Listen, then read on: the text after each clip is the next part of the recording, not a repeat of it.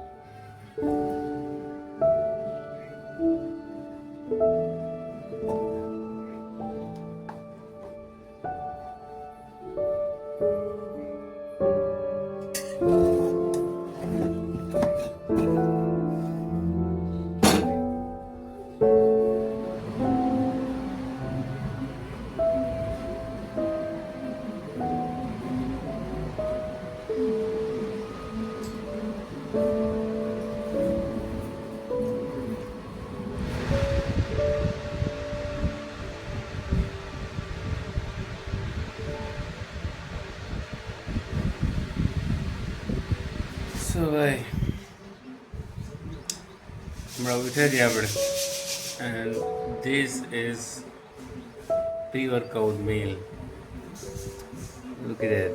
આમાં છે દહીં, બટેકા, થોડી ઘણી ચટણી નાખેલી છે અને ધાણા જીરું ને મીઠું. The healthiest way. થોડી ખાઈ પણ લીધી. ચાલો ખાવા.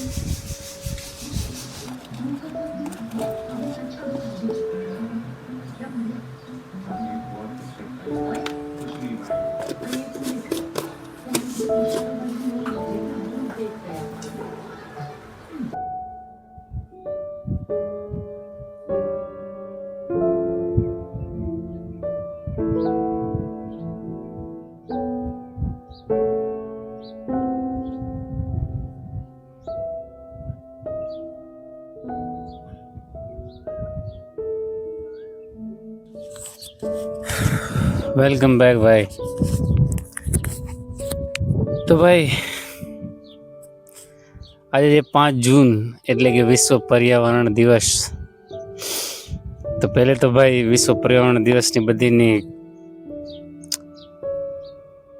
કેમ કે ભાઈ પર્યાવરણ દિવસ અને પર્યાવરણને લગતી વાતો જે છે એ માટે મેં એક નોખી આખી સિરીઝ જ ચાલુ કરી હતી, પણ હું એનામાં જ આજે વિડીયો નથી મૂકી શકતો. એવન નેચર કોને પસંદ ના હોય ભાઈ, અને નેચરની ખૂબસૂરતી ખરેખર કોને પસંદ ના હોય. કોને પસંદ ના હોય કે આમ ઘાસથી ભરાયેલા લીલા લીલા મેદાન હોય, મોટા મોટા મસ્ત ઝાડવા હોય, ગિરનાર જેવો માહોલ થઈ ગયો હોય, કોને પસંદ ના હોય ભાઈ. પણ જ્યારે પણ નેચરની વાત આવે ભાઈ, ત્યારે ખરેખર આપણું જે મોઢું છે ને, આપણું જે વિચાર છે એ પડી ભાંગે. કેમ કે ખરેખર આપણે નેચર માટે શું કરીએ છીએ ભાઈ, બહુ ઓછા એવા પ્રયત્નો છે જેને ખરેખર આપણે નેચર માટે કરીએ છીએ, અને કરીએ છીએ તો એ એટલું વર્થી જ નથી ભાઈ. કેમ કે હાલમાં તમે આપણા દેશના હાલ તો જોવો જ છો ભાઈ. મતલબ ત્યાંનું એન્વાયરમેન્ટ તમે જોવો છો, ઘણી જગ્યાનું એન્વાયરમેન્ટ કે ભાઈ એક્યુઆઈ છે કેટલું હાઈ જાય છે. ઇવન ભાઈ આપણે જો સિટીની વાત મૂકી દઈએ તો ગુજરાત, આપણે ગામડાઓમાં રહી છે આજે ભાઈ ગામડાની વાત કરી તો હાલમાં તો ગામડાની હાલત કેવી છે ભાઈ. ગુજરાતમાં 8,000 કરતા પણ વધારે ગામડા છે અને 8,000 ગામડા વચ્ચે કમસે કમ તમે માનો ને તો 200-250 જેટલા જળાશયો આવેલા છે. પણ એમાં પણ ઘણા એવા ગામડા છે, હાલમાં અમારી જ વાત કરું ભાઈ તો પાણીની એક મોટી સંકટ સ્થિતિ ઉપસ્થિત મતલબ થઈ ગઈ છે આ દેશમાં ઘણી જગ્યાએ. કેમ કે ભલે આપણે ગમે એટલી સારી વાતો કરી લે કે આ છે પણ સંકટ જે છે એને છુપાવી ના શકીએ આપણે.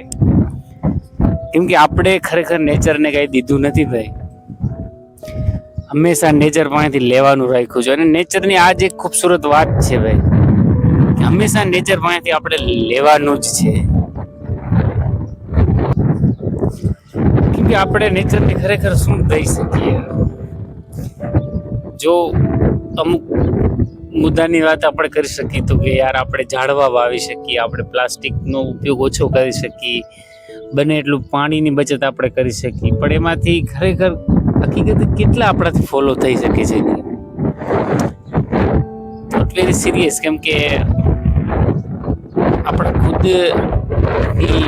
કેમ કે ભાઈ આપણે આપણા શરીરને એટલો પ્રેમ કરી છે, નેચર છે એ આપણાથી અલગ નથી.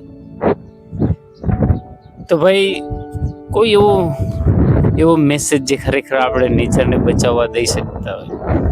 હું હંમેશા મેં એક સિરીઝ પણ ચાલુ કરી હતી, એનામાં હજી મેં ચાચા વિડીયો નથી નાખ્યા, પણ હું મારું જે એમાં પેશન છે નેચરને એક્સપ્લોર કરવાનું એ જરૂર હું કરીશ. પણ ભાઈ ખરેખર આપણે શું કરી શકીએ?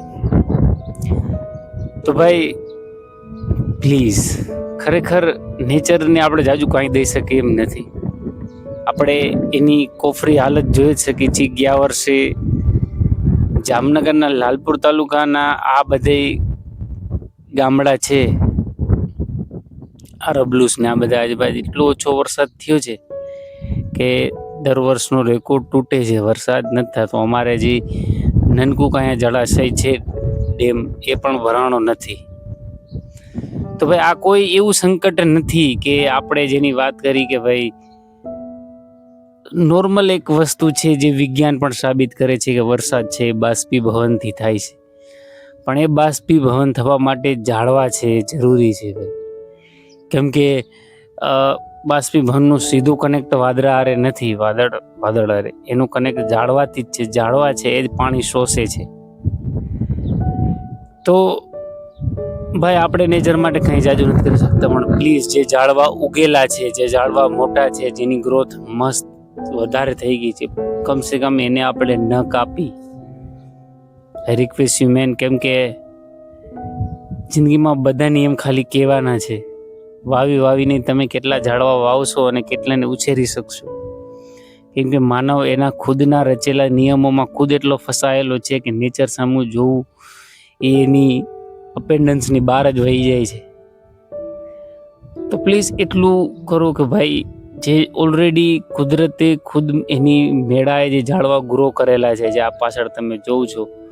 હમણાં અહીંયા અમારે એક ગુંદુ હતો ભાઈ, એ ગુંદુ કાપી નાખ્યો એને, જે એની જવાબદારી છે. પણ આપણે કમસે કમ એટલી રિક્વેસ્ટ કરવા માંગુ છું ભાઈ કે જે ઝાડવા ઓલરેડી ગ્રો થયેલા છે ભાઈ બને એટલું એને ન કાપો.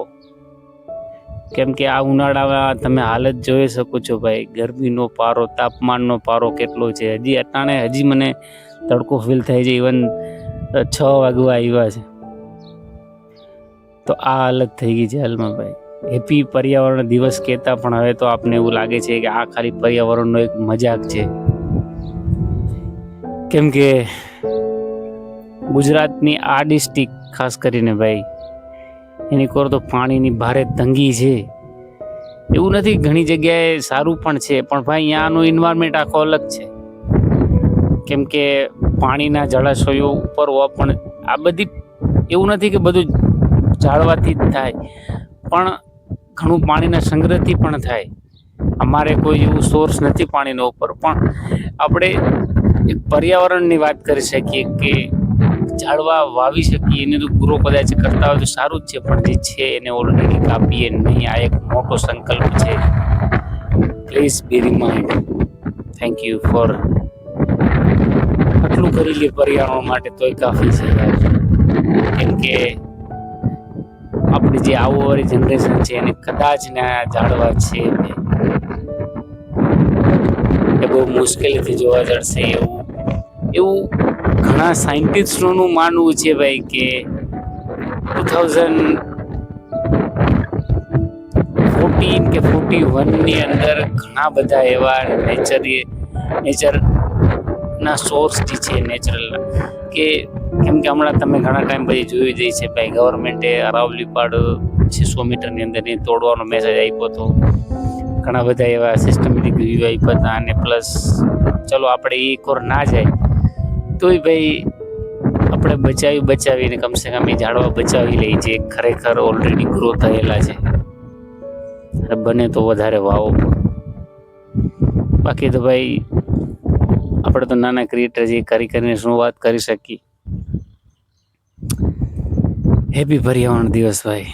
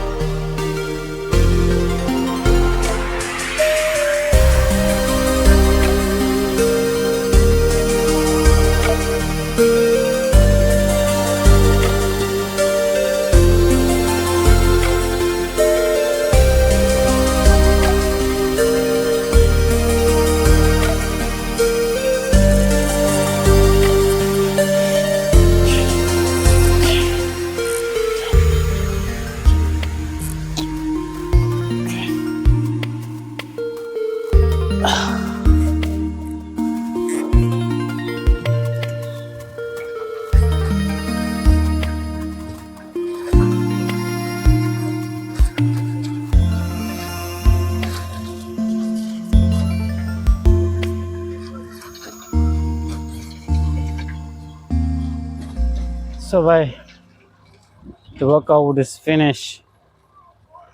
અને ભાઈ 6 વાગવા આવે તો તમે ગરમી જો એકવાર ખાલી ભાઈ લોકી દે